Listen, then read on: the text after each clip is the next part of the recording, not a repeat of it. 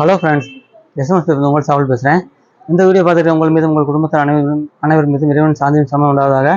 இன்றைக்கி நம்ம வீடியோவில் பார்க்க போகிற ப்ராடக்ட் பார்த்தீங்கன்னா இந்த பிந்து பம்ப்ஸோட இந்த ஓரியன் பம்ப்ஸோட ப்ரெஷர் பூஸ்டர் பம்ப் பார்க்குறோம். ஏற்கனவே நம்ம வீடியோஸில் 1/2 HP 1 HP பார்த்துருக்கோம். இது 1.5 HP. இது நம்ம மல்டி ஸ்டேஜ், இது 1.5 HP மல்டி ஸ்டேஜ். இது பெரிய பெரிய பங்களாஸ் இருக்குல்ல, நம்ம பெரிய என்ன செஞ்சுருப்பாங்கன்னா இந்த மாதிரி ப்ரெஷர் பூஸ்ட் பம்ப் யூஸ் பண்ணுறாங்க. பொதுவாக யூஸ் பண்ணுறாங்கன்னா டேங்க்லேருந்து வர ப்ரெஷர் வந்து ரொம்ப கம்மியாக வருதுன்னு சொல்லி யூஸ் பண்ணுறாங்க. பெரிய ரெயின் ஷவர் யூஸ் பண்ணியிருப்பாங்க, அப்படி இல்லைன்னா ஷவர் பேனல்ஸ் யூஸ் பண்ணியிருப்பாங்க, இல்லை பாடி ஜெட்டு யூஸ் பண்ணியிருப்பாங்க. இதுக்கு தான் அதிகமாக இந்த ப்ரெஷர் பம்ப் யூஸ் பண்ணுறாங்க. ஒரு 4-5 பாத்ரூமாக இருந்தாங்க நார்மலாக வர 1 HP 1/2 HP ப்ரெஷர் பம்ப்லாம் அந்த ப்ரெஷர் பத்தாது. அதுதான் அந்த மாதிரி 1.5 HP வந்திருக்கு. இது 60 லிட்டர் டேங்க் கெப்பாசிட்டி உள்ளது. இது கிட்டத்தட்ட ஒரு 4 பார் மேலே செய்யும் ப்ரெஷர் தாங்க. இது நம்ம பழைய வீடியோஸ் பார்த்துருக்கோம். ப்ரெஷர் சுவிட்ச் இதில் ஃப்ரீயாக கொடுத்துறாங்க, ஒரு ஒய் சேனர் கொடுத்துறாங்க. ஆமாம், இதில் ரெண்டு விஷயம் நீங்கள் பார்க்கணும். இந்த டேங்குக்கும் ப்ரெஷர் சுவிட்சுக்கு மட்டும் பெரும்பாலும் கேரண்டி வராது. ஏன்னா ரெண்டுமே உள்ளே ஏதாவது மணல் உள்ளே போச்சுன்னா, குறு மணல் உள்ளே போச்சுனாக்கா இது ப்ரெஷர் சுவிட்ச் வந்து அடியாயிரும். அதனால் ப்ரெஷர் சுவிட்சுக்கும் டேங்கு மட்டும் வாரண்டி வராது.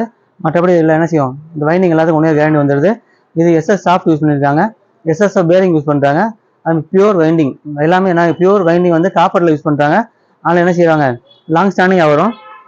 இதில் பார்த்தீங்கன்னாக்கா பெரிய பெரிய பங்களாஸ் இருக்குல்ல, அந்த மாதிரி இடங்களை ஃபுல்லாக என்ன செய்யலாம், அவ்வளோ பெரிய கவர்மெண்ட் ப்ராஜெக்ட்ஸ் இருக்குல்ல, அதுக்கு ஃபுல்லாக நம்ம யூஸ் பண்ணலாம். ப்ரெஷர் என்ன செய்யும், ரொம்ப சூப்பராகவே இருக்கும். இது நம்மகிட்ட இருக்கு, வாங்கி யூஸ் பண்ணுங்கள். தேங்க்யூ. சிந்தனைக்காக ஒரு செய்தி, நீதி செலுத்துங்கள். அது உங்களுக்கு நெருங்கிய உறவினராக இருந்தாலும் சரியே, ரொம்ப க்ளோஸ் ரிலேட்டிவ் வேணாலும் செய்யக்கூடாது. தாய் தந்தையோ யாராலும் சரி தான். நீதி என்றப்ப நம்ம நீதி செய்யக்கூடாது. வேதத்தில் சொல்லப்படுது, ஒரு சமுதாயத்தின் மீது நீங்கள் கொண்டு இருக்கக்கூடிய பகைமை காரணமாக நீங்கள் நீதி செலுத்துவதை விட்டும் பிறண்டு விட வேண்டாம்.